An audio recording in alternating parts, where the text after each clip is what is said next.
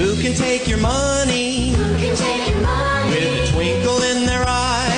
A twinkle in their eye. Take it all away and give it to some other guy. The government.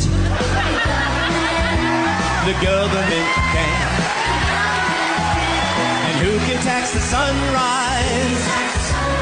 Who can tax the trees? Who can tax the trees? Well, let you run a business and collect up all the fees. The government. Oh, the government can. The government can. And the government can, 'cause they mix it up with lies and make it all taste good. The government takes everything we make to pay for all of their solutions, like healthcare, climate change, pollution.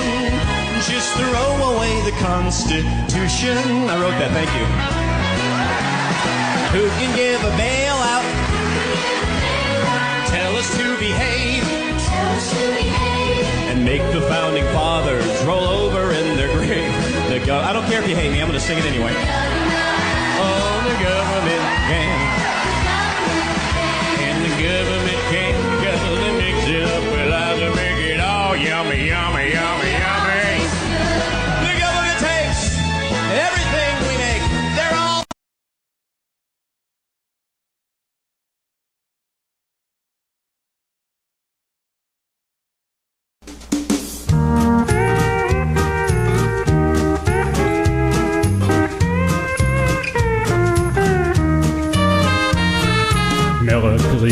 Maka is a thing to say on a bright Hawaiian Christmas day. That's the island greeting that we send to you from the land where palm trees sway. Here we know that Christmas will be green and bright. The sun will shine by day and all the stars at night. Melikaliki Maka is Hawaii's way to say Merry Christmas to you. Melikaliki Maka is the thing to say on a bright Hawaiian Christmas day. That's the island greeting that we send to you from the land where palm trees sway. Here we know that Christmas will be green and bright. The sun will shine by day and all the stars at night. Melikaliki Maka is Hawaii's way to say Merry Christmas to you.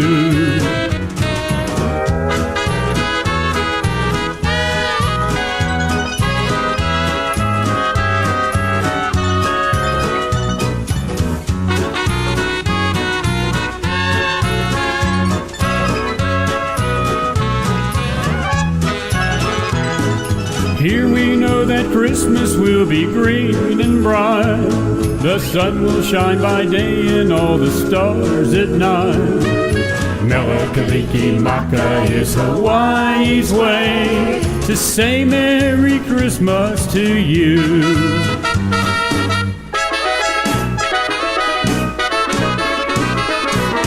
Melikaliki Maka is the thing to say on a bright Hawaiian Christmas day. That's the island greeting that we send to you from the land where palm trees sway. Here we know that Christmas will be green and bright. The sun will shine by day and all the stars at night. Melikaliki Maka is Hawaii's way to say Merry Christmas, Merry, Merry, Merry Christmas, to Merry, Merry Christmas to you. Oh my God, with an entry like that, there can only be one man on the show tonight that song would be dedicated to that I know from Hawaii. And Jack Lord from Hawaii 5-0. Right. No. James R. What's up? He's on the phone with us tonight. What's going on, brother? What's up, buddy?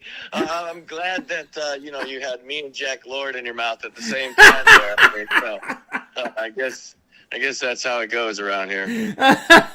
Well, you're as old as he is. He's just in the grave. You're not yet. So I'm just saying, so, but that's an insult, but that's okay. You're used to me insulting you, we go back a long way, right?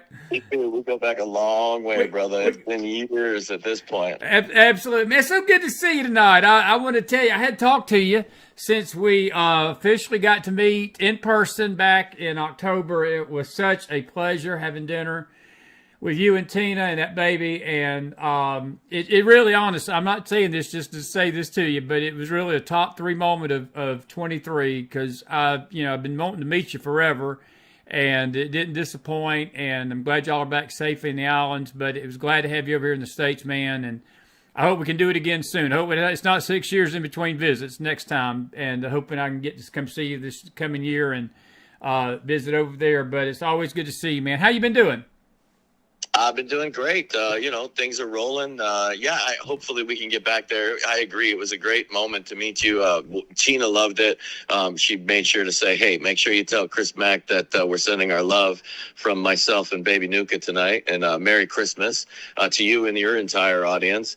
Yeah, lots of big stuff I'm trying to do on the horizon. We'll see how things play out in the new year. But yeah, I can't really complain too much because, hell, everybody in this country is complaining right now, right?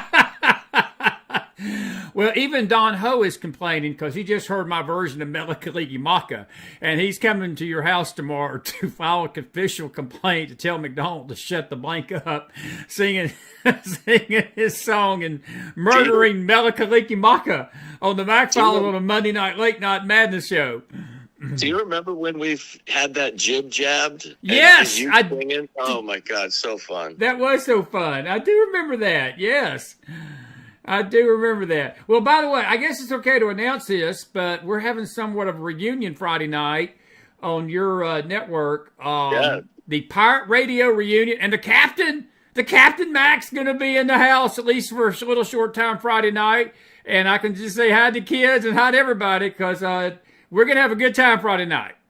Oh, absolutely. That's what this show this week's all about. It's just going to be celebrating, reunion. We're going to bring all the old guys back, as many as will come back. Most all of them have already RSVP'd, including yourself, Derek Vance, Alpha Warrior, Director Mike. Everybody's going to be there. J-Man, Peter Feliciano, possibly Karen Kennedy. Like we're just throwing it out. We're going to have a couple of the United Spot guys on the show, I think. Yeah, we're gonna have some fun. I'm definitely gonna dig out that old jib jab of Chris singing love. We're gonna have a blast. As I said, hide the kids. That's all I gotta say. It's hide the kids Friday night. It'll be an adult show, but it's Pirate Radio, man. But anyway, hey, on a serious note, I wanted to bring you on tonight. A couple of things. A lot of stuff's happened since we talked last, even since we met last. Santos is out. But I want to talk to you a little bit about this situation that's developing, James, with the down with Trump in the Georgia case. And I saw your thing with Jean-Pierre about Obama not being the puppet for Joe. And you had me rolling in the floor a little bit with that one. But what's the temperature right now with your network and what people are talking about? Are they, I don't see how this cluster birth that's going on right now in the country can keep going much longer, bro. I don't know if we're going to survive another 11 months of this crap in 24 at some point, because I don't know if we're at a point of no return yet, but it sure does feel like it sometimes that we're just treading up water, and I'm not sure the waters ain't got in the boat all the way. And I hate to sound pessimistic, but I don't think it's not, and like you said, everybody's complaining, and you don't want to complain, but the reality of it is our country sucks right now, and we got a lot of stuff going on that's got to get fixed, and there ain't no help coming. It don't seem like the cavalry's coming. Yeah, the cavalry is coming. Let me start off right there. The cavalry is coming, but we are the cavalry. That's Right. what everybody has to really understand here, is that we can't afford to be pessimistic. We can't afford to be That's true. blackballing people. We gotta give the positive messages of hope that they are real. Like, we can't make shit up. Like, we gotta just put real nuts and bolts solutions before everybody and show them the path here. Because look, Brandon Strzok today, he made a huge win today, and people may think, wait, Chris just talked to you about the president. Why are you talking about Brandon? Because it's all related to the court system. Yes, it is. And the courts are starting to realize, holy shit, we're on the wrong side of this stuff, and we got to start cleaning up the house. And that's evident in the Supreme Court granting cert to the Fisher case. And that Fisher case is a big deal, because that Fisher case is about the 1512 felony that they were charging all our J6ers with and trying to charge Donald Trump with. Yep. They're making up fake crimes in order to charge him. This is going to have huge ramifications in the Trump case, both not only in January 6th, but it will have repercussions in the Georgia case, because they're also likely going to grant cert in a very slow manner here on the presidential immunity case. That will start to really unwind all of these court things all around the country, because they're so tenuous at best. Lots of things are actually moving in the background that you just don't see. And that is a problem that we have, right? Because this game is optics. So that means that it's incumbent upon the people like you and me and others with platforms and shows to get to those stories and to get to the truth and to get directions from people in the Trump world, in that campaign, that know what's going on. That's why I often have people like Robert Bose, who's directly from the Trump administration, on my show or on my spaces quite often, because he's in the know. We had, Harrison Floyd in our space Right. because he's one of the guys facing what's going on in Georgia. So these guys are nuts and bolts in there, keeping us informed as to what's happening. And I got to tell you, there's a lot of good. Just because the devil's coming for you doesn't mean that you just roll over and take it. No, I'm with you, buddy. I'm with you. And again, I think that you hit it on the head as far as the pessimism. We cannot give up this fight, and I think that's why 24 is going to be a very important year for a lot of platforms. And look, if we don't see the good and fight the fight, there ain't going to be no fight coming from the other side. I mean, they're fighting the other way to destroy the country. But I'm glad you brought the Brandon Strucker case up. Do you think that Meadows and these others are going to get this case in Georgia shifted to the federal court? Do you think the appeals court is going to let them do this, or where does all this end? I mean, do you think that the Supreme Court is going to step in at some point, or what's James R.'s opinion about where Trump gets relief finally from all these sham trials, or does he get relief? Oh, yeah, I think Trump definitely gets relief, and I think a lot of it's going to come from the Supreme Court, just on the two things that are going up before them now. The Mark Meadows thing was shot down by the first appeals court, and in my opinion, way too quickly, way too expeditiously to actually have thought through what the ramifications of that are. And we'll see if there's anything left for him on that angle there, but at the end of the day, I think this entire Georgia case is unraveling before us, as we already see the thing on. Sorry, my daughter. I'm kind of babysitting, and she just figured out how to climb over the gate. This is not going to be good. So pray for me. Pray for me. Not even 2. She's only 1. I mean, come on. Mark Meadows is not going to have. That case is not going to have the impact I think that people would hope that it have. But the Georgia case is unwinding. We see the 17,000 ballot thing. It looks like it's not going away. The case alone, even once they get into the case there, is just going to explode in everybody's face. So everything is unwinding. This has always been political. It's a shame. It's a real shame that they have weaponized the government against the American people. But at the end of the day, I think we're definitely going to win this thing. Yeah, I'm just reading Chuck Calesto's Twitter handle, X handle tonight. 20,713 votes have disappeared in Georgia following an open records request. We'll be covering that a little bit more tomorrow night.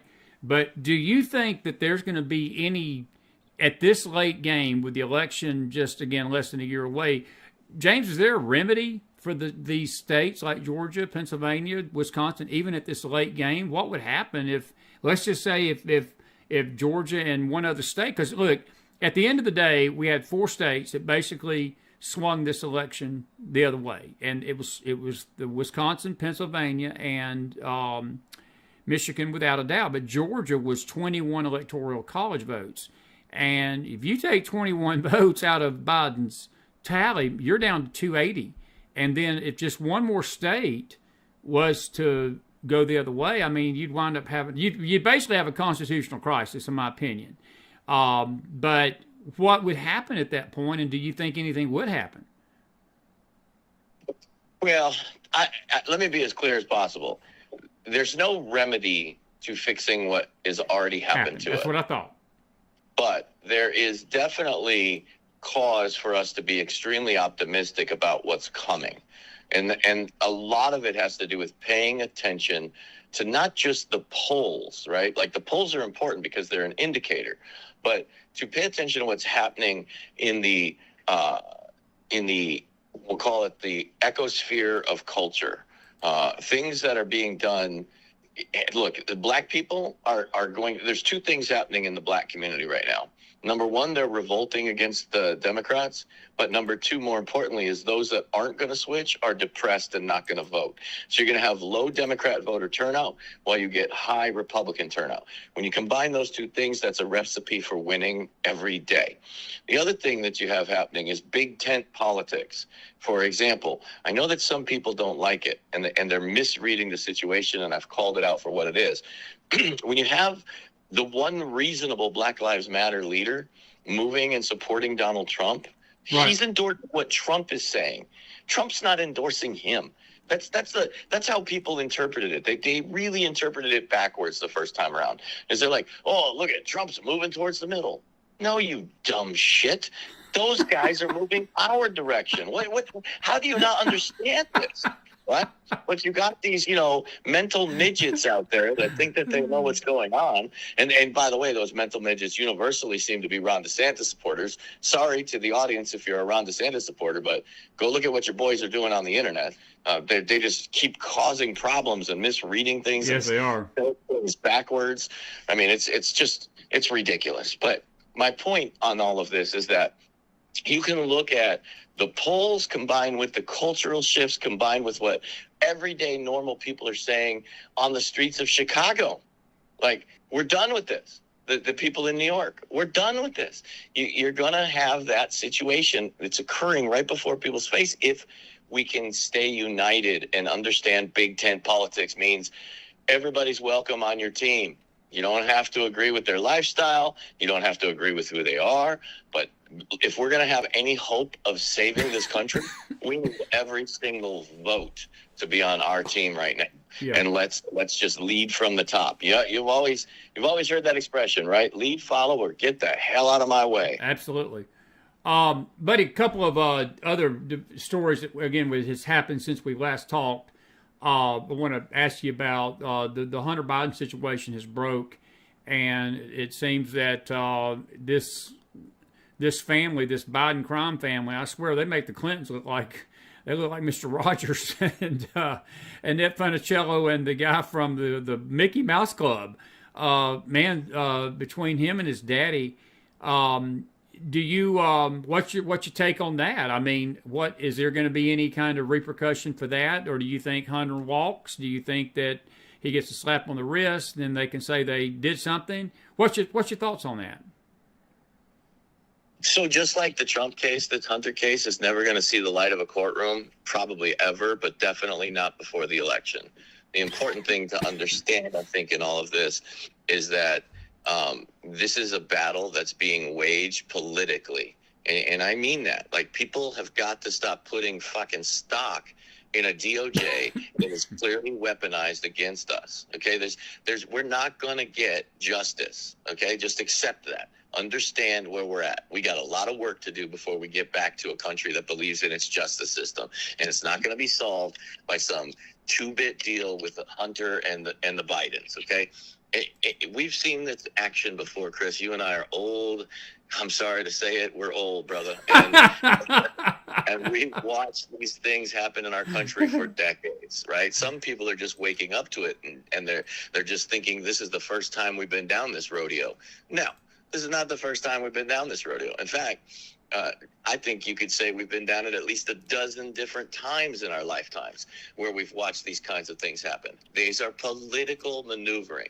Now, I applaud the political maneuvering by the House because it is exposing all of the Biden crimes to the people who think that you and I are full of crap.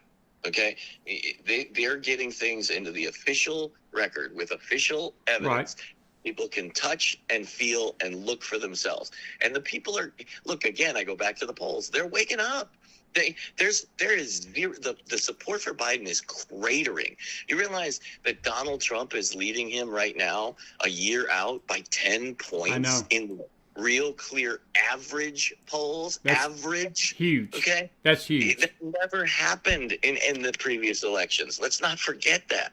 Like, that is a big deal that these people are waking up to the corruption that's right inside their party. And that's another thing I want to talk about.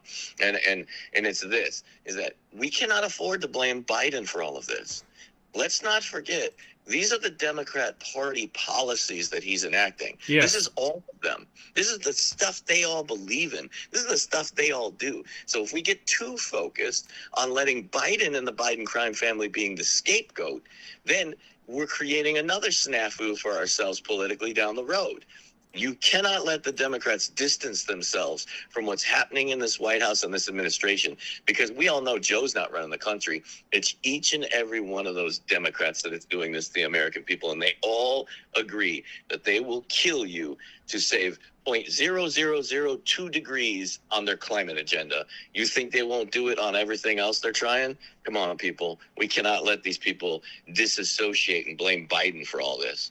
No, I'm with you, man. I'm with you 1,000%. Did you take stock of that poll that, and again, me and you are pretty much, I think, I've always been on the same page, and you've preached this ever since I've known you, that you got to be very careful to read both positive and negative polls. And when they spin a poll that Trump beats Biden 48-43, and then they show a poll with Nikki Haley 51-35 beating Biden, what we're basically reading into that is that the mainstream media wants you to believe that Nikki Haley can do a better job than Trump, and she can't even get 10% of the freaking Republican vote on her side right now. Did you put any stock in that, or do you think it's just window dressing to undermine Trump again? Oh, that's definitely window dressing to undermine Trump. You see, all of the money left DeSantis and went to Haley. I mean, and people should know that. I mean, it's right out in the open that, for example, the Koch brothers' money all went from DeSantis to Nikki Haley when they realized DeSantis couldn't fucking get it done. There's no way. That's right. So, you know, that's the establishment trying to save itself, right? The ship is going down, and these guys are trying to bail water faster than they're capable of. Nikki Haley will not win a single state. She will not. So she will be done by New Hampshire. And all of these people will be done by New Hampshire. Super Tuesday will be the biggest Trump day ever in history for a primary challenger. I mean, it just is. These polls are not a mistake, and we can tell by our audiences. We can tell by what we're hearing in the crowds, what we're hearing in our cities, at the gas pumps, at the grocery stations. I mean, again, it's not a one thing, right? They've got one thing trying to tell you Nikki Haley's the best thing since sliced bread. She's got no support. Nobody likes her. Nobody trusts her, especially the America First base, which is exactly who the Republican base is now. There is no other base.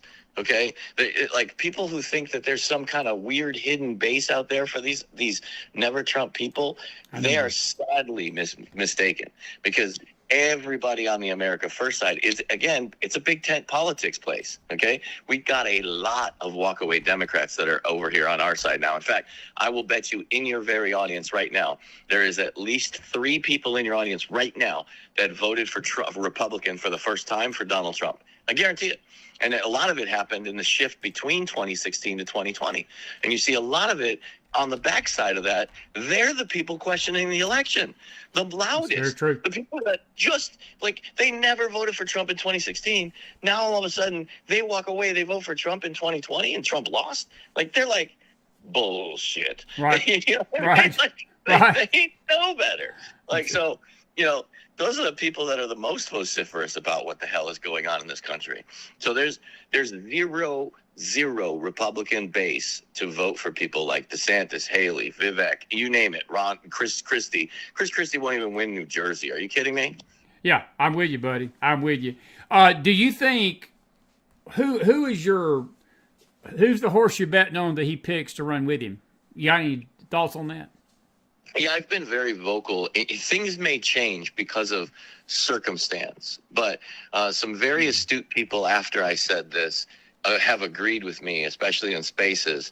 And I said it from a long time ago. The first person that's going to get the ask is Governor Kristi Noem from South Dakota. Right. And it's not the identity politics some people will want to make it, but at the end of the day, it is the identity politics, and here's why.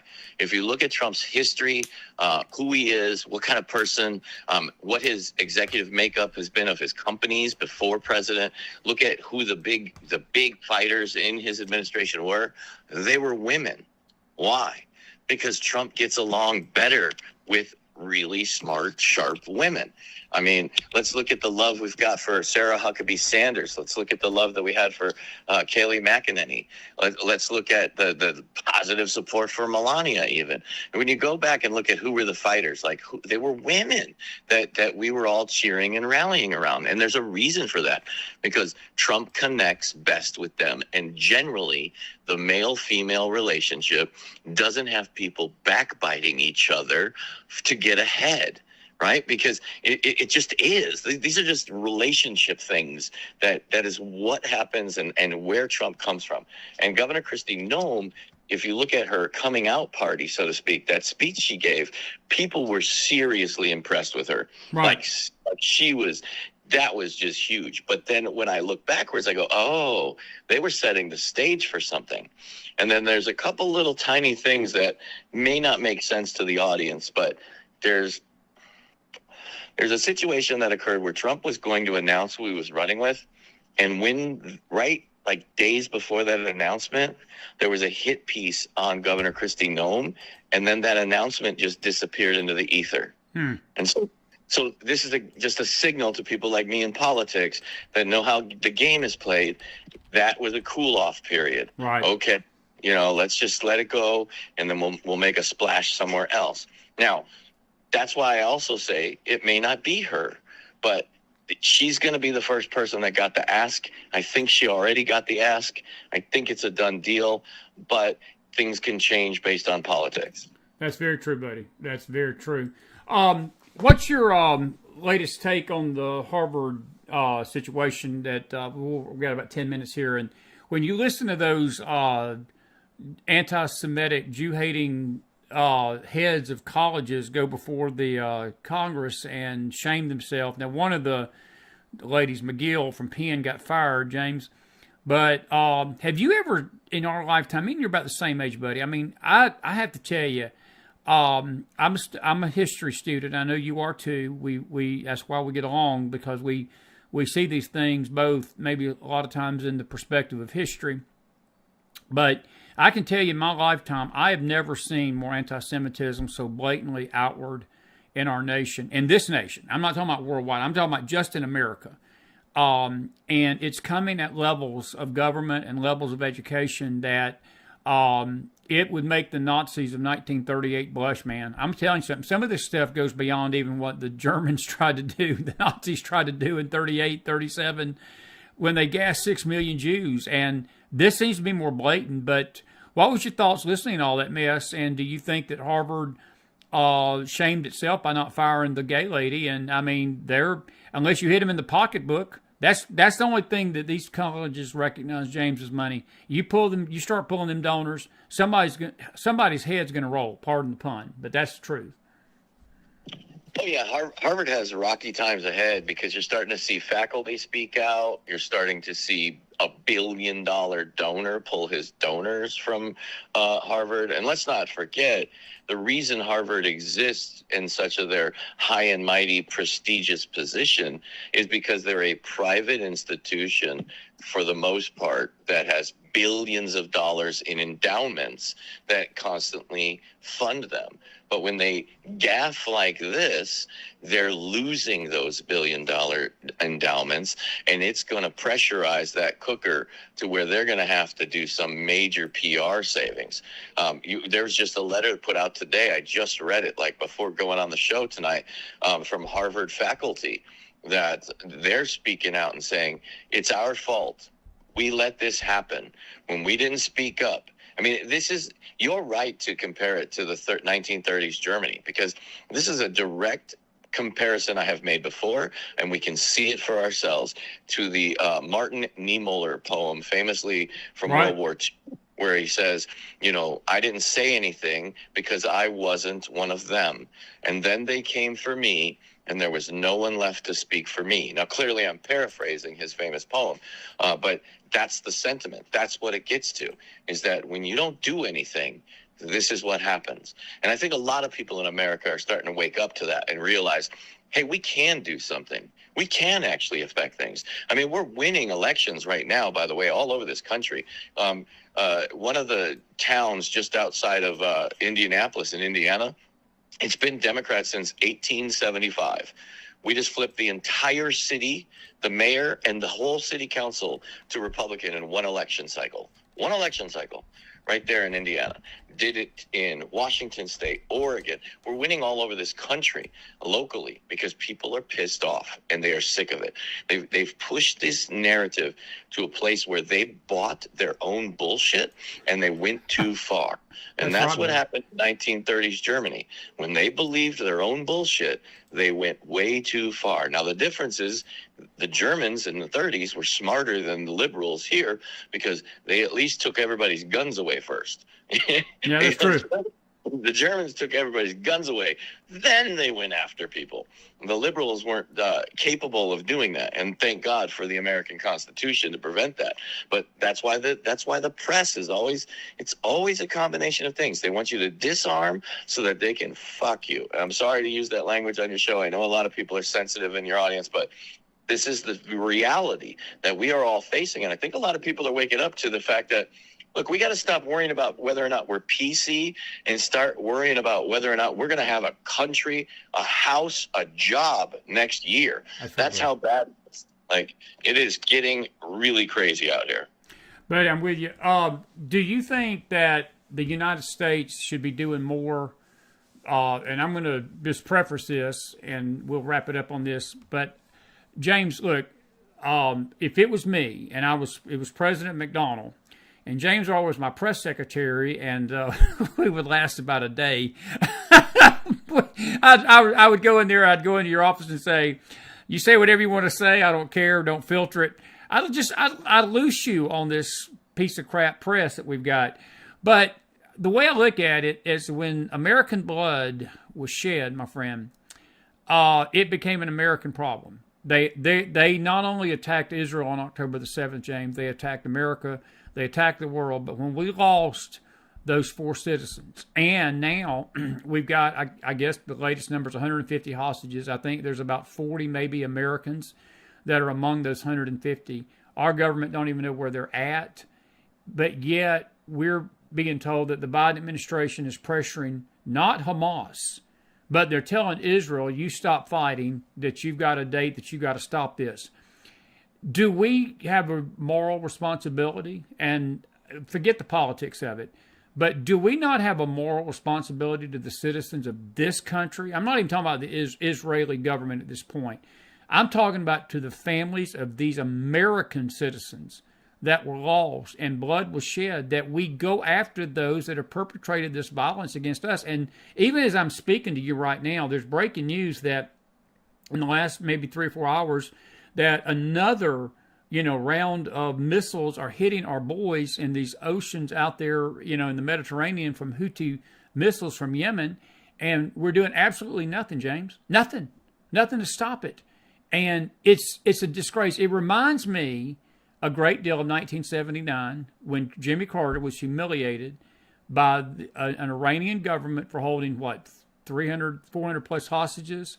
And we basically was humbled by a regime that we could have beat 10 times over if we'd have just taken authority and went over there and exercised our authority as we had a moral right to do. What's your take on that? Maybe I'm a little naive in this, but I swear you draw American blood, brother. You, as far as I'm concerned, if I'm the president, you draw American blood.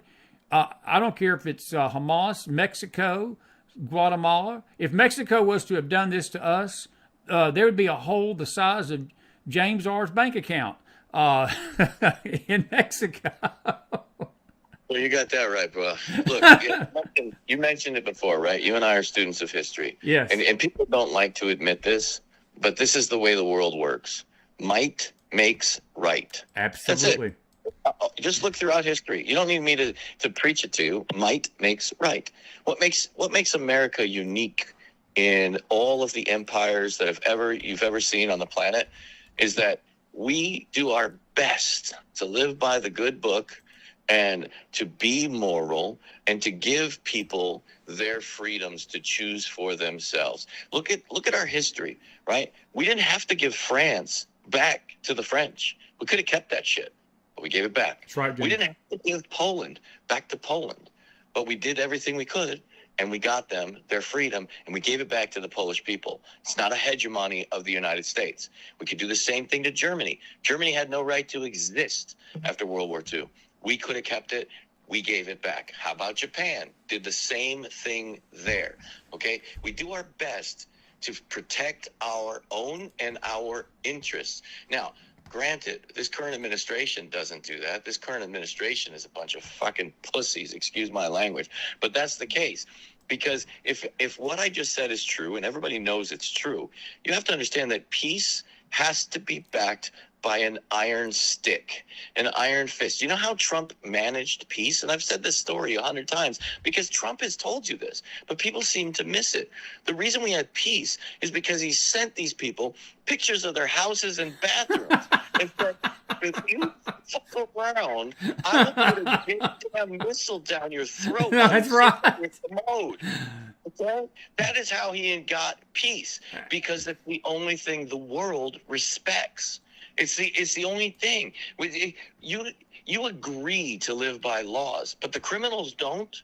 The criminals do not agree to live by those laws. That's why they're criminals. That's right. That's why they go out and they do whatever they want until someone stops them. That's what people have to understand. And not to interrupt you, but is it not the same thing with gun control? Because isn't that not what we've been screaming at the top of our lungs for the last 10 years, that the criminals out there, that they're telling the American people that the way we keep violence off the streets is take the guns from law-abiding citizens? And are we not basically saying the exact thing you're telling us tonight, that the criminals ain't going to turn their guns in, and the only people that are going to be disarmed are the citizenry and people that really need the guns, that wouldn't commit a crime with the gun to begin with? It's 100% correct, and we all know it. That's why we fight for the Second Amendment. Absolutely. It ain't got nothing to do with target practice. It has to do with the fact that when your life is on the line, in seconds matter, the police are only minutes away. Think about that. Nobody is there. God's not going to come down and stand in front of your bullets, okay? Like, that's a criminal. He don't care about the God. He don't care about the Bible. He don't care about the cops. He doesn't care about anything but doing what he wants to do. Who's going to stop him? You're just going to sit. It reminds me of the parable. It's a famous Jewish parable about the guy who's literally, his house is flooding, and the guys come by and say, Yes. Come with us. come with us. And he says, no, don't worry, God will take care of me. You know, now the water gets up to the second floor. He's out the window. Canoe comes by. Come with us. God will take care of me. He says, he goes up on the roof now. He's totally up there. Helicopter comes by. He says, no, God will take care of me. And then he's drowned. He's in heaven. He says, God, why did you forsake me? And God says, what did you want me to do? I sent you a canoe, a boat, a helicopter. Yes. You didn't take it. Right? It's that same mentality people got to realize, is that you are responsible for you and your family. Nobody else. Nobody else. We're going to help if we can, when we can, as fast as we can. But remember, it's your life on the line for those seconds. That's the same situation here on a global scale, that if we do nothing, those people will keep doing it. They're going to keep doing their terrorism. Why? Because the billionaires that fund it are sitting over there in Qatar eating lobster and crab legs all the day. Well, and just keep funding it because you'll keep sending them money. That's so true, buddy. That is so true. Did you, I guess you heard that, well, we had a lady on from Israel, and she told me, she said that a lot of these colleges, and it was confirmed by other sources of news, but Qatar, James, is behind these college protests that we've been seeing for the last 2 months. And again, if I'm the president of the United States and I know that to be fact, I cripple that economy. I basically send a message to them and say, that's just freaking unacceptable. And you know something? We're going to cut your money off. I'm sorry. This is so, I guess it's just infuriating to me that we are being pushed around like we are by these 2-pence-sized dictatorships across this globe, and we're the freaking United States of freaking America, man. We're the superpower of this earth, and we're acting, like you said, like we're like a first grader when we're the 12th grader fighting a first grader, but we're acting like the first grader, and it's frustrating to me.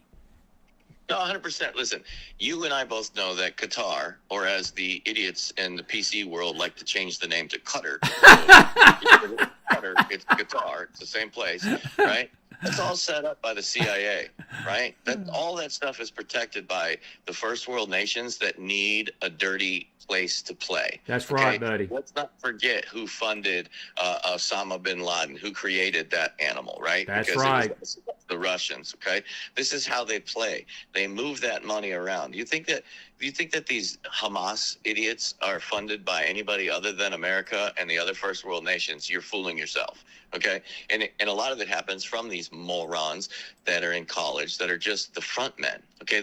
Those are the people that are like their little shock troops that go out and they stir up a bunch of drama to make it justifiable to send Palestine hundreds of billions of dollars, okay? Let's not forget that the thing, and I just talked to a reporter that I hope he covers this angle of the story because it's very unreported. The number one drug criminal cartel on this planet is not in Mexico. Oh, but they have a presence, okay? And there are these assholes that are known as Hezbollah. Like, people better start waking up that Hezbollah is one of the largest drug cartels with presence. Their presence, Jesus, I can't even speak English tonight, brother, is in about 110 different countries. Now, how does that happen? How do they get funded? Where does that money come from? They're the people that are moving all of that black tar heroin around this planet. Why? How do you think that stuff gets from Afghanistan to the rest of the world? Okay? That is what these guys are. They are a criminal drug cartel to fund their political activism. They're all connected to all these guys. That's why you always see one or two in the news that are connected to the Mexican cartel or the Colombian cartel or whatever cartel makes it splashy, right? That's interesting. I mean, I don't think a lot of people realize that. Well, man, listen, this has been good stuff tonight. I've got a few more things I got to share with these folks, but I'm going to let you go. And listen, do I need to get on a flight and come rescue that baby from you since you're babysitting that baby? Dude, Mama Tina was trying to cook downstairs. And, I mean, I see her head in the hallway. I'm like, how did she get in the hallway? So, this is This was my fault. I definitely got to take this one on the chin. No, I thought that you did a pretty good job of multitasking and keeping the youngin and talking to me and being James R. I thought you hit a 10 tonight, man. You were a little subdued for it is the Mac Files. You have to be a little subdued on the Mac Files. But Friday night, 9 o'clock Eastern, Pirate Radio anniversary, Captain in the house, Director in the house, Alpha Warrior in the house, other folks in the house. We'll see you there, brother. And we'll pick this up there, man. Awesome, man. I can't wait, and I'll see you later. And thanks for putting up with my vulgarities to your audience. But I just this just bothers me beyond belief sometimes. No. I don't put up with it. James, you're my buddy. Look, we family. And to be honest with you, let's just be blunt with each other. The 99% of the people out there, they probably want to say the way you say it. And you're just speaking for a lot of folks, and it's all right, man. We're good. It's late night, and listen, let me tell you this. Have a Merry Christmas, a great New Year. I'll see you Friday. Y'all mean the world to me. It was so good seeing y'all, and I'm looking forward to fighting this fight with you side by side in 2024, my friend. God bless. God bless. Merry Christmas. Happy New Year to you and your audience. Thanks. James R. Have a good night, Ben. James R., everybody, we're grateful for him, and we're going to do a few little headlines here tonight. It's 11:54. I didn't expect to go as long with James R. as we did, but we've been going 46 minutes. We'll have a lot of this tomorrow night on our new show, and but I wanted to go over a few things with you tonight, and this is some of the headlines that we've got from today. We're going to save the memes for tomorrow night. I got to play you a funny video. And I found this on James R.'s Twitter handle or X handle tonight. This is today's press conference from the White House with a little late night McFiles twist. Now, I'm going to open the chat up while this is playing. So all you folks biting at the bit to chew my head off about something, we're going to have an open mic session for about 15, 20 minutes after this video. It's just it's about 40 seconds. So I'm going to open the chat up while this is playing so you can put your questions and comments in. Just behave yourself out there. But here is today's press conference from the Biden White House. Roll tape. You know, there's been zero evidence. You can ask me how can Obama be the hidden puppet master for this administration, but there's no evidence. There's no evidence. There's no evidence that Obama is Joe's puppet master. There's none. Absolutely none. None. And that is just a fact. You can't say that it looks like my hair is the dirty mop the janitor is looking for. You can't say that it looks like I lazily slapped on some of Big Mike's lipstick and horrific eyeshadow. Don't even look that close. That's a waste of time.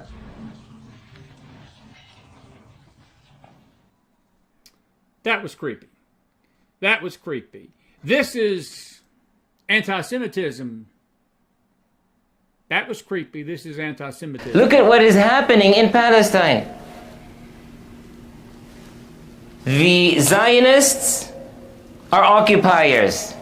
They are the aggressors. Lie.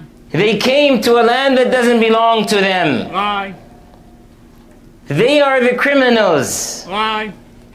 But what do we hear the world saying? They are saying that Israel, that's what they claim that the name of that country is. Lie. That's true. So we're just using the names that they use. Liar. Country's name is Palestine, Philistine. It is not Israel. In any event, they say Liar. that Israel has the right to defend herself. She does. Seriously? The occupier, Liar. the invader, Liar. the aggressor, Liar. they have the right to defend themselves? Yes, they do. Anyone with an ounce of logic and understanding Unlike you. see how wrong that is. No, you're wrong. And so you will learn from So is your this funny costume. that the disbelievers at large, Like you. we're speaking in general terms. And this is exactly what is unfolding before our eyes. The only thing unfolding before our eyes is that wicked costume, that stupid, hideous costume, and that hideous voice that's like somebody putting their nails on a chalkboard. Other than that, understand that they stand together against Islam and the Muslims. you doggone right we stand against Islam and the Muslims. I hope you catch the drift, moron. Yeah, because I'm a little attuned not to have my head chopped off by your religion, because that's what your religion calls for. So if we're standing together against getting my head cut off, I'm all for it. So when they say that Israel has the right to defend herself, She does. what they are saying is that the Zionists have the right. The Zionists have the right to wipe out the Muslims of Palestine. No, we're just wiping out baby killers, baby rapists, women rapists, men rapists. We're just wiping out terrorists. Terrorists. Terrorists. Wipe out the Muslims of Palestine. اللهم أعز الإسلام والمسلمين وأذل الكفرة والمشركين. اللهم دمر. Humiliate the infidels. Hey, by the way, Americans, you Jew haters over here in America that support wording like this, like Stu Peters and others, these people don't care for you no more than they do the Jews. And they'd slit your throat in a second. They'd slit your throat in a second. أعداء الدين وأهلك. By the way, the enemies and the heretics and the atheists are not just the Jews in their mind. They're the Sunday people too. And yes, Americans, Christian or non-Christian, they don't really care whether you're Christian or non-Christian. They don't care if you're Jew, black, white, Chinese, Puerto Rican, Mexican, Hispanic, Greek, British, or whatever. If you don't bow down to Islam, you are a heretic, you are an atheist, you're an infidel. And that's who he's praying for, Allah to destroy. والملحدين اللهم انصر المجاهدين في سبيلك في كل مكان اللهم ثبت أقدامهم واربط على قلوبهم وأنزل السكينة عليهم وانصرهم على عدوهم وعدوك يا عزيز يا قوي اللهم انصر المسلمين المستضعفين في كل مكان اللهم عليك باليهود الغاصبين اللهم عليك باليهود المجرمين اللهم عليك. By the way, folks, this is being spewed in an American mosque. That ain't being spewed overseas. That's coming from this soil. And if you read that wording that's going across that thing right there, it ain't no different than most chat rooms in America tonight. It ain't no different than most college campuses in America tonight. It ain't no different than a bunch of spiritual telegram rooms. It ain't no different than some so-called Christian networks that are called to shepherd the people, that are nothing but Jew-hating propagandists. They're worse than this guy right here. But I don't see any difference in that language than what I'm seeing all over the internet. بهم فإنهم لا يعجزونك اللهم أرنا فيهم يوما أسودا اللهم رد كيدهم في نحورهم اللهم زلزل الأرض من تحت أقدامهم. Allah shake the ground under their feet. Patriot sent me a video, and they deleted the video. It was pretty powerful, but there was a similar group that basically declared that if Allah, how did they pray? I can't remember exactly, but they were praying to Allah. But in the prayer to Allah, they were mocking the God of heaven, and they said, if the God of heaven is truly real, then make the ground cleave from underneath us. And woof, the ground did. We tried to get that video. Patriot sent me the link, and they deleted it. We're trying to find it. We'll play it tomorrow night if we can find it. Folks, that is being spoken. That's a video. That's not that. That's hideous. But that video that I just played to you was coming from not overseas tonight, folks. That is from a American mosque right here in this nation, this enlightened nation of America. Very sad. Very, very, very sad. Couple of things tonight. I want to talk about J6 a lot, but we've got a lot going on. This is the Israeli ambassador today speaking to the United Nation of Frauds. What is the meaning of this humanitarian ceasefire? There's no such a thing. By the way, he's basically slamming the UN vote to cease the hostilities, and he's also taking a shot, without taking a shot, at the American government. Me and James were talking about it tonight, who's basically telling Israel that they need to stop this war because they're losing international support. This is the Israelis' response at the UN today. This is one big lie, a whitewashing of the truth. A humanitarian ceasefire means a terrorist-saving ceasefire. We're not stupid. This resolution only seeks an end to the war against Hamas Nazis. Sorry for the words. You don't give a damn about Israel and our future. An end to the war means turning our backs on the hostages. It means ensuring Hamas's continued rule in Gaza. All a ceasefire secures is a future for the genocidal jihadists. It is only Hamas that this resolution is defending. Stop hiding your intentions behind your suits and diplomatic wording. Humanitarian ceasefire. This resolution has a distorted agenda. At least make this clear to all member states. This resolution aims to keep Hamas in power. Period. All right. Now,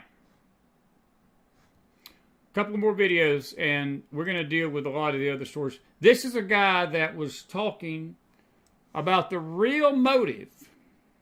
He's going to make a great comparison of history between how the Arab world views gassing their own people as compared to the slaughter of October the 7th. This is about a 2-minute video. It sums up the situation as best as anybody. Whenever the Israelis do anything, the Muslims across the West come out on the streets because they hate the Jews. And, you know, hundreds of thousands of people have been killed in Yemen, not a peep on the streets of Britain and other places, certainly not big protests. Bashar al-Assad has killed more Muslims in the last 10 years than everybody on every side killed in every war involving Israel since 1948, including the War of Independence. Nobody cares. The Muslims don't come out on the streets. They don't care. The only thing they care about is their hatred of the Jews. And it motivates them like nothing else because it hits at the core of their self-esteem. They can't bear it. And so that one is like very interesting to me. But there are these fellow travelers who go along with them who have downloaded, as I say, a sort of pathetic American interpretation of colonization, decolonization, racial justice, reproductive rights, and try to map everything on. And well said. There was more to that interview, but they only played about a minute clip. He said it, folks. Bashar al-Assad's killed more Muslims in 10 years than every war combined in the Middle East since 1948. You've not heard a word out of the Muslim world about that. The Jews defend themselves, and they have a moral right to defend themselves. They have a political right to defend themselves. They have a spiritual right to defend themselves. They have a national right to defend themselves. They have a right to destroy every freaking Hamas terrorist on this landscape and not blink an eye doing it after what was done to them October the 7th. And you say, well, that's an eye for an eye, a tooth for a tooth. Folks, we're not, this is not about Sunday school time in the Middle East. This is survival time in the Middle East. This is existence time in the Middle East. Israel don't stand up to this. It's going to happen over and over again. But this guy's point, and I think this audience understands it, but we get some stragglers in here that don't understand what that guy just said. And there's a lot of YouTubers that don't get it, and a lot of Facebook posts that don't get it. And let me tell you tonight, folks, you need to be careful what you're listening to out there on that internet. You need to be very careful what you're listening to and who you're listening to out there in that world of anti-Semitic Jew hatred. They hate the Jews. When you hear terms like colonization and occupation and Mossad and Zionist and Rothschild and banks and money, and the Jews control the money, and they control the banks, and they control the government, and they're really the Mossad, and this and that and the other, and all this other bullshit. The root cause of it, this guy nails it, folks. This guy nails it. I'm going to play that back just a little bit, about right there. I want you to listen to what he has to say again about Bashar al-Assad. It's about a 40-second clip. Watch this. Muslims in the last 10 years than everybody on every side killed in every war involving Israel since 1948, including the War of Independence. Nobody cares. The Muslims don't come out on the streets. They don't care. The only thing they care about is their hatred of the Jews. And it motivates them like nothing else because it hits at the core of their self-esteem. They can't bear it. And so that one is like very interesting to me.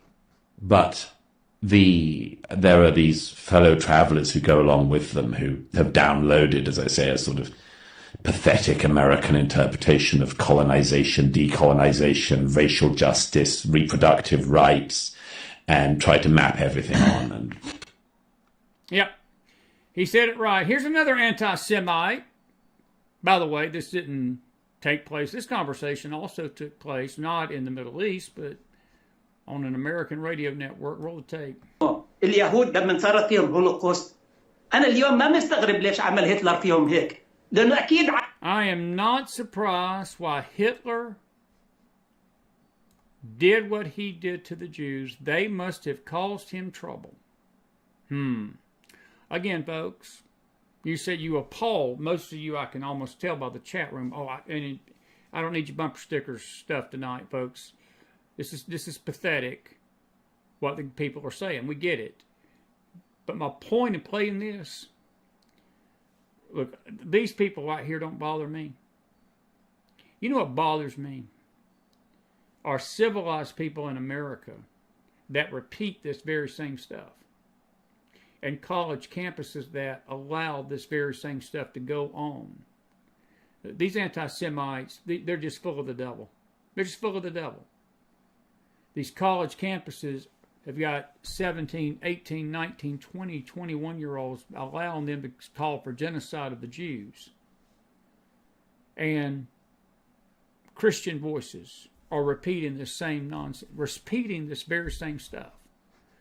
So when you're hearing this and you're appalled by it, you need to understand that this is what's going on out there in the world of La La Land on the internet tonight. في مصيبة زي ما عملوا المصيبة اللي فينا اليوم. هلا إسرائيل واسمع أنت إسرائيل عم تبني هولوكوست جديدة لليهود. You know what he's doing? He's saying Israel is bringing this on themselves. That's what he's saying. He's saying that the Holocaust was brought on by themselves. In other words, see, he's missing history. They wasn't a nation then. When Hitler did what he did, Israel wasn't a nation. They were scattered. They're a reformed nation tonight, and if you've been with us on our Bible teaching, you understand that while they're not their nation is not quite complete yet, they've been reformed as a political state. He's literally telling the world tonight, folks, he's saying that Israel is one that caused Holocaust. And that's that. That was, by the way, on a American radio network. A couple of quick things tonight. I'm going to take your questions here. We'll have to pick this up tomorrow night. This is something that is very troubling. A Jewish sitcom was paused from an airline's in-flight. I think it was one of the major airlines. They had a Jewish sitcom on their television network, and they took it away because that was Jewish. This is, and I should always bring my glasses. Robert F. Kennedy Jr. had something to say about the Palestinian situation. I'll play that tomorrow night. This is well said right here. Using wrong pronouns, you get that reaction. Calling for the genocide of the Jews, you get a thumbs up. Not cool, but that's the state of affairs tonight. That's the state of affairs. This is my dear buddy Branko tonight. That's my dear buddy Branko. I'll let that show you the speak for itself. That's the tunnels underneath the hospital. Welcome to Gaza. Welcome to Gaza. Hamas is rejoicing over the destruction tonight, folks. They don't care. They don't care about people. They've never cared about people. This is a great one here. I'm not sure who did this cartoon, but this is good. He says, we will keep killing as many Jews as we possibly can until Israel is wiped off the map. And these college morons, it's obvious to us, they just want to live in peace. They just want to live in peace. This is Harvard's graduating class of 2023. Just so you, in case you've forgotten, that's Harvard's graduating class of 2023. I saw this. We're going to talk about this more tomorrow night. 2023 Anti-Semite of the Year, the top 10 finalists. I'll just read their names. Francesca Albanese, Roger Waters, Rashid Tlaib, Christopher Bahamas, Ishmael Haniyeh. Haniyeh is the head of Hamas.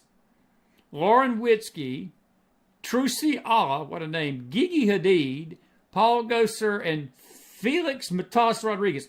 They were named the top 10 finalists, of the Anti-Semite of the Year for 2023. And the tally came in late tonight. And hold your breath. Let's see, who was it?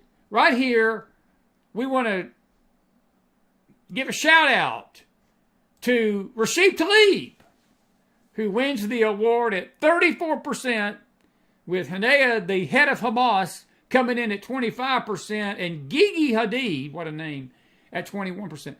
Rashid Tlaib, if you're out there tonight, we want to...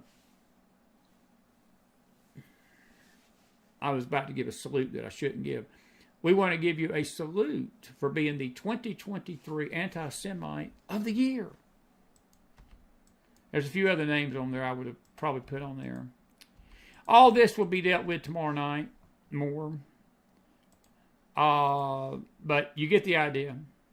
You get the idea of what's going on out there. By the way, when you're basically being told about the humanitarian crisis in the Gaza, that's $1.5 million in cash that they found tonight in a Gaza tunnel, the Hamas tunnel.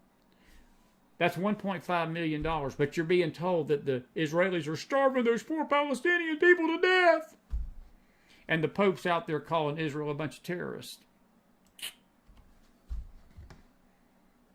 That's real cash money there in a suitcase. All right. Now, we didn't get to Trump tonight. I wanted to. We will. We will. I will say this real quick. Couple of good memes tonight. Close your virgin ears, those that need to. But it's crazy if this is true. If this girl sees a penis at a party, it's a crime. It is. But in this messed up, insane, mad world, if this girl sees a penis in a woman's bathroom, and you don't believe that that's bad, or you believe that that's bad, you're intolerant. Let that sink in. Let that sink in. That's not a meme. That's really true life right there. It's a little graphic, a little adult. You can handle it. You can handle it. And if you can't handle it, you need to grow up. Because that's reality. Jim Jones. I persuaded more than 900 people to drink my Kool-Aid. Amateur. I'll just leave that meme alone. I'll just leave that dream alone. In this messed up world tonight, folks, this is how the world views the situation in the Middle East. This is no joke. That baby right there was kidnapped from his home by Hamas. They have not found that baby. It's likely that baby's dead. In this sick world, that idiot that you heard on the video and that other sick idiot claiming Israel was responsible for the Holocaust, they consider that baby the oppressor. And they consider this jackass the oppressed. That's the world we live in tonight. That's the world we live in tonight. All right. It's 12:17. And again, Arctic, we're glad that you enjoyed James and I. We will be back. We will be back together. We will be back together Friday night. We sure will, my friend. Good to have you in the house tonight. Good to have you in the house. Don't make me regret the chat, folks. Douglas Murray, a voice of reason. Indeed, indeed, indeed. He is lying through them yellow teeth of his. What he is saying is blasphemy. It is. It is. It is. It is. All right. If you got a question for me, Arctic, good to see you. Me and James are looking forward to it. I won't be on there all show, but I'm going to come on and say my piece for a few minutes and say hello to everybody. Folks don't realize that I was the father of pirate radio. That's why I'm called the captain. I was the first host of that. Me and James R. co-hosted that show back in 2019 when we started it. And it really took off in 2019, 2020. It became a cult classic on Friday night. We were pushing 5,000, 6,000 people. Seriously. It was crazy. And, good grief. Oh, we had some wild Friday nights. But I'm glad he's getting the gang together, at least for one more hurrah for Christmas. So we're going to have a good time Friday night a little bit. Anyway. All righty. Any questions tonight? Lisa, we've talked about the Pope blessing the sex unions. We talked about that earlier tonight with Ron Edwards. Yes, we've heard about it. Sure did. We sure did. We've already discussed that. Not good, but yeah. Don't surprise me. It shouldn't surprise anybody. Let's see. Where do we find the show on Friday with James or Nancy? I have no idea. I think he's going to have it on StreamYard. Look for it on James's Twitter handle. It'll be on James's Twitter handle. I'll be hooking up with them. Now, we'll have a show. We may not have a show Friday night here. I'll be using my phone for that. It'll be on his Twitter handle at Real Person Politics. I think the way he spells that is not, he don't spell person all the way out. So, yeah. We'll be on there.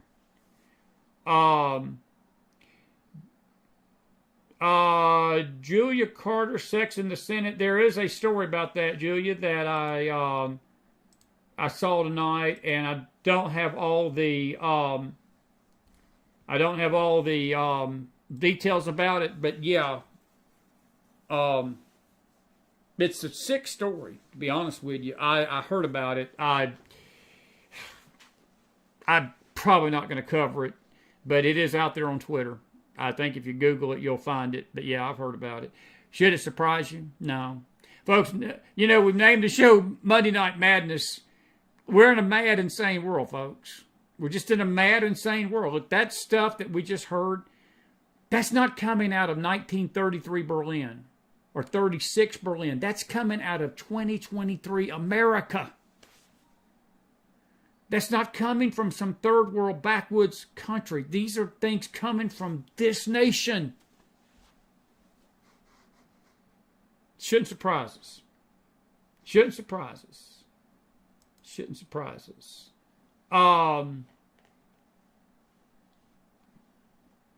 Real Person. Thank you, Cleo. Real Person Politics, PLTCS.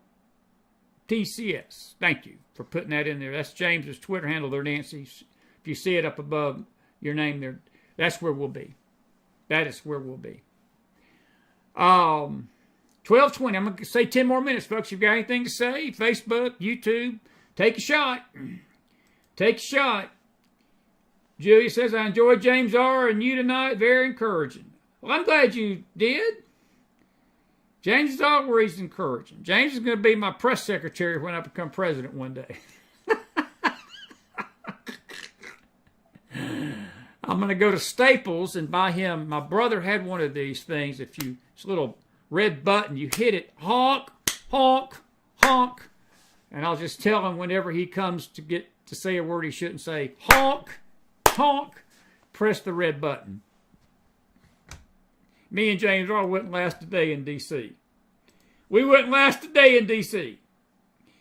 Joe says, Joe, you asked this question before, and you asked this question in the first show, Joe, and I didn't answer it for a reason.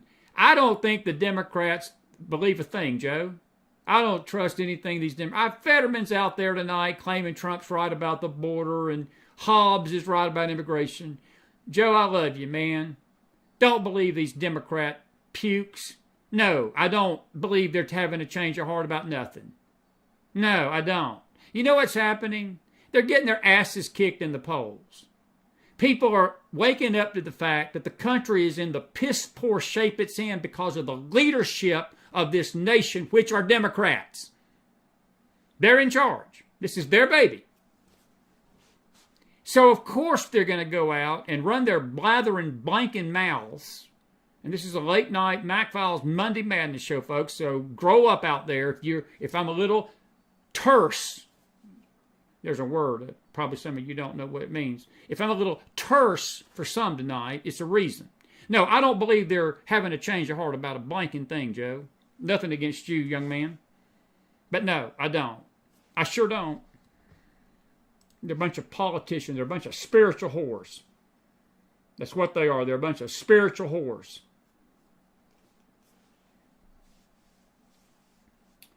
Anyway, I have no idea about the White House Christmas video. We talked about that earlier in the week, Julia. We talked about that in an earlier show last week. And again, folks, when you're saying, what about these things? What about them? I mean, what about them? This is the Biden show. This is the Biden clown show. This is the Biden clown show. This is the world we live in. It's a mad, insane world. James, I saw James's Twitter handle tonight. He said that the holidays are making people go insane. I'm not going to disagree with James R. because I would never want to disagree with James R. and get him on his bad side. The world's already insane, buddy. It don't take the holidays to make us insane out here. We're already a bunch of nuts. The world's already a bunch of nuts. Anyway.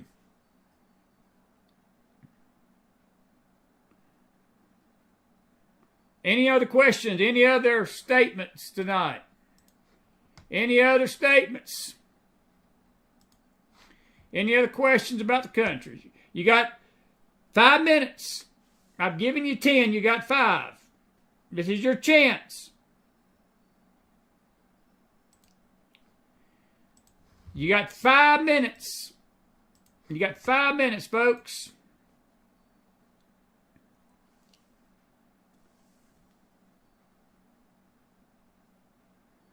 Real Person Politics, 9 o'clock, Friday night. We're not going to be on there forever. I'll be on there probably about 10 minutes. I'm going to just say hello to everybody, greet everybody, wish everybody a Merry Christmas.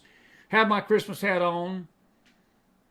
But the captain will be on the Pirate Radio show this Friday night. We'll have some fun. We'll have some fun with James. James is my buddy. He did a good job tonight. He was actually pretty subdued. I've seen him more wired up. I think he was babysitting. He was babysitting baby James, baby Jamesina. he had to be sort of calm. I've seen him far more wired up than he was tonight, but he was still good. He was still James R., but I've seen him a lot more wired up. Happy Girl is in the house. Yes, I saw that somebody did run into the Biden's car, Julia. I did hear about that. That is something we haven't talked about. That happened last night. Again, it's a mad world.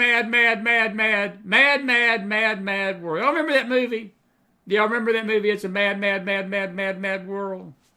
We can make a remake of that in 2023, don't you think? I think we could make that remake tonight, not miss a beat. Tony Salamone is in the house. Tony Salamone is in the house. Good to see you there tonight. Yeah, Jenny, 9 o'clock Eastern. 9 o'clock Eastern. Let me just warn y'all about Pirate Radio, folks. Don't come in there if you think Pirate Radio is going to be romper room. It ain't. It never is intended to be Romper Room, and it ain't going to be Romper Room Friday night. So don't come in there expecting to hear Mickey Mouse Club or Barney or Mr. Rogers' Neighborhood, because it ain't going to be that. Pirate Radio is an adult show. Look, I'm not in there to use language and all, but there's people in there that's going to use language, and if the language ain't your thing, I would suggest you stay away from it. I'm just there as a reunion, because I'll say this, I don't mind saying this in public, folks, we never intended Pirate Radio to be vulgar or anything. It's just, it was a real show, it was a real news show where people could come on and just let it all hang out. And there's a lot of characters that have graced that show through the 2-3 years it was on. And sometimes things got pretty real in there, and that's one of the reasons I backed away from it. But James was gracious to take over, and he's run it the way he's wanted. But our whole purpose in starting it was to have a late night show to where we could talk about the news in a real way, and it got real at times. We got the attention of one Lamar Alexander, I can tell you that, the Tennessee senator. He heard it one night. I don't know how he heard it, but he didn't like what James was saying about him, and he sent me and James both an email the next morning and said, I didn't like your characterization of my voting record last night on your show. And James had a infamous response to Lamar Alexander that I can't repeat on this show tonight. And we just say that it was a bumper sticker for a few weeks here around Tennessee. I'll just leave it at that. But just saying. Oh. Hide the kids is right, Cleo. Hide the kids is right. Hide the kids is right. Hide the kids is right. All right, you got 2 minutes now. It's 12:29, folks. I ain't staying up all night now. I've given you 10 minutes. I've given you 10, and I've gotten one question. Now, Julia Carr's been the only one asking questions. Any other questions before we leave tonight? I got a lot more news to cover. I'll do it tomorrow night. We may just do a news show tomorrow night. William Federer will be with me Thursday night by replay. We got a great show. We're going to wrap this Christmas week up. Look, these late night shows is just a little bit more adult and terse than the regular McFiles show at night. We try to stay more calm because our audience is different. You come in here in this late night show, this is my below raisin show because I'm a little wired up about the news, and I'm wired up about this country, and I'm wired up about this anti-Semitism, and I'm wired up about this madness that is going rampantly unchecked in this country.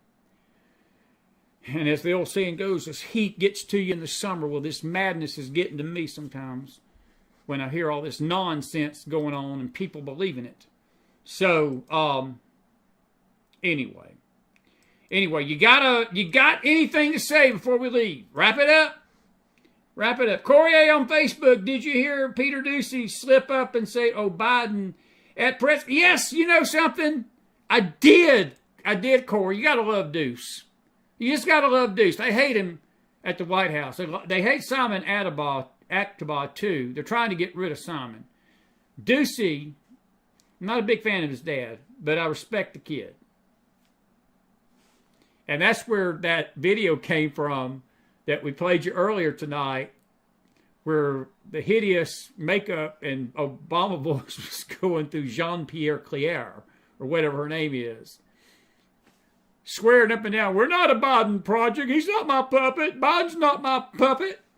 Oh, yeah, he is. Yeah, he is. Yeah, he is. All right.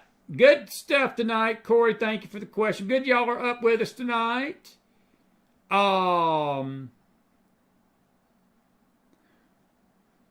Bill says it's under a big W. I tell you, Mad Earth is a classic. Yes, it is. Yes, it is a classic. Yes, it is. It is a classic. But it's a 2023 reality, my friend Bill. All right, folks, I've had enough. I've gone 2 hours tonight. 3, really. We've been going an hour and a half on this one. We went an hour and a half. So I'll give you 3 hours tonight. And it's 12:30 in the east. And it's freezing cold out there. That air is coming through that window. I'm about to freeze my butt off with this sweater. I'm still about to freeze myself off tonight. All righty. I hope you enjoy the show tonight. I may or may not keep this up because it is rather terse. But if I don't, you can find it on our Telegram room page. And listen, don't forget, K-Star Radio coming in January, the McJournal Report or the McJournal News Report. I don't know how we're going to call that, but we'll give you the details where. And then this network will be changing names sometime in January too, but we'll be on the same place. Please share our video out, and we hope that you will do that. I'm going to go out with James R.'s favorite song, because this was dedicated to him, not that song. Not that song. Hang on.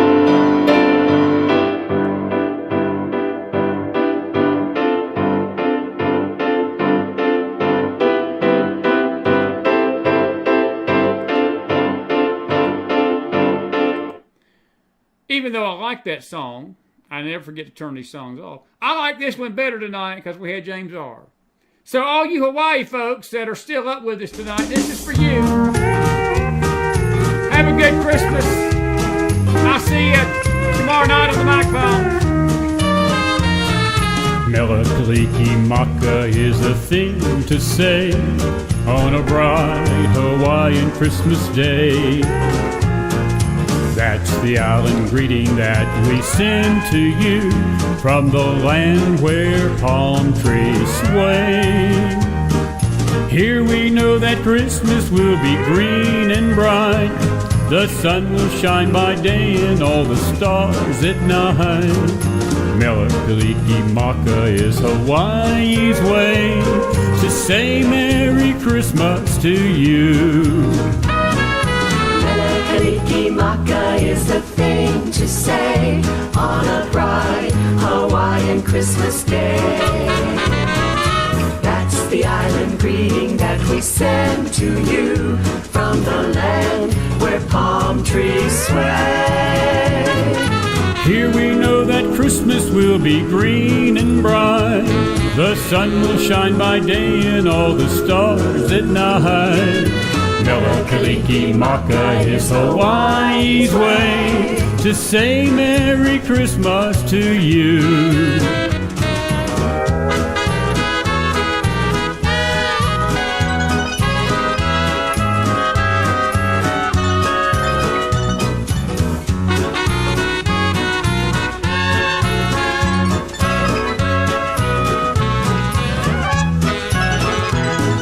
Here we know that Christmas will be green and bright. The sun will shine by day and all the stars at night. Melakaliki Maka is Hawaii's way to say Merry Christmas to you.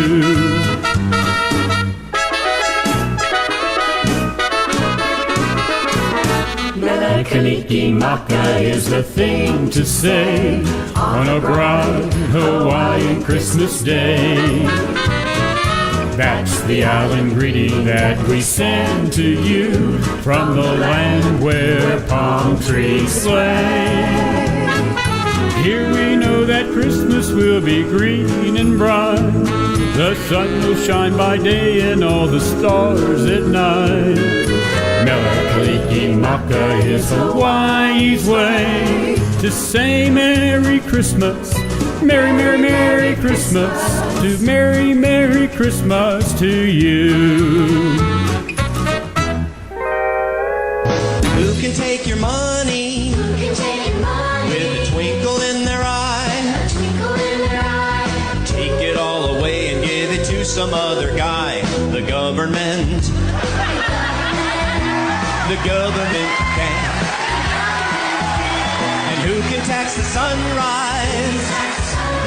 Who can tax the trees? Who can tax the trees? Let you run a business and collect up all the fees. The government. Oh, the government can. The government can. And the government can, 'cause they mix it up with lies and make it all taste good. It all tastes good. Government takes everything we make to pay for all of their pollution. Just throw away the Constitution. I wrote that, thank you. Who can give a bailout?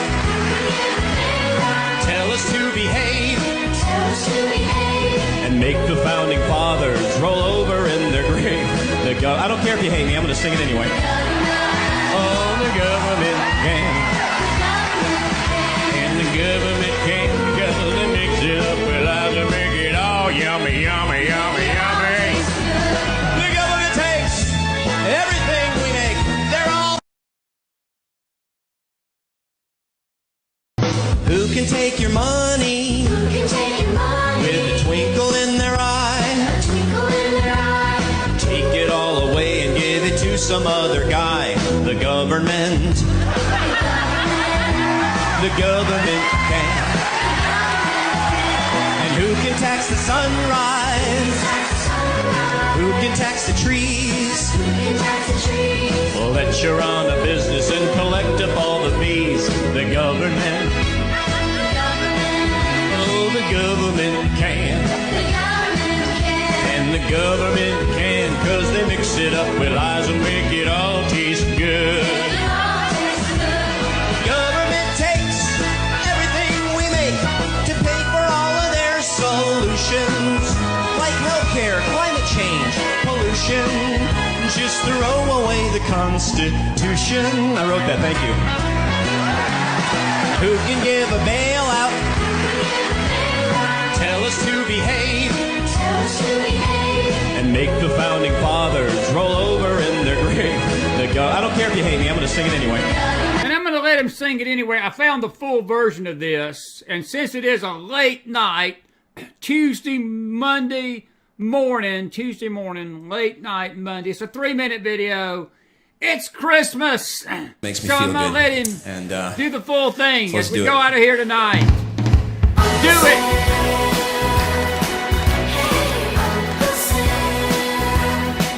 Hi, everybody. Gather round. I'm here to give you anything you like. You want free college, energy, mortgages, whatever you like. You have come to the right place. Why? I'll tell you why. Who can take your money? With a twinkle in their eye. Take it all away and give it to some other guy. The government. The government can. And who can tax the sunrise? Who can tax the trees? Well, let you run a business and collect up all the fees. The government. Oh, the government can. And the government can, cause they mix it up with lies and make it all taste good. Government takes everything we make to pay for all of their solutions, like healthcare, climate change, pollution. Just throw away the Constitution. I wrote that, thank you. Who can give a bailout? Tell us to behave. And make the founding fathers roll over in their grave. I don't care if you hate me, I'm going to sing it anyway. Oh, the government can. And the government can, cause they mix it up with lies and make it all yummy, yummy, yummy, yummy. The government takes everything we make. They're all power hungry and malicious. Their economics are fictitious. Soon we'll have to eat our dishes. Chicken. How's that taste, kids? Delicious. Who can be a failure? In so many ways. And instead of getting fired, hey, we'll give ourselves a raise. Kentucky, you know what I'm talking about. Oh, the government can. And the government can go to mix it up. I did the choreography myself. And your Uncle Sam can, cause he mixes it with lies to make himself look good. And I feel so good, cause the government says I should.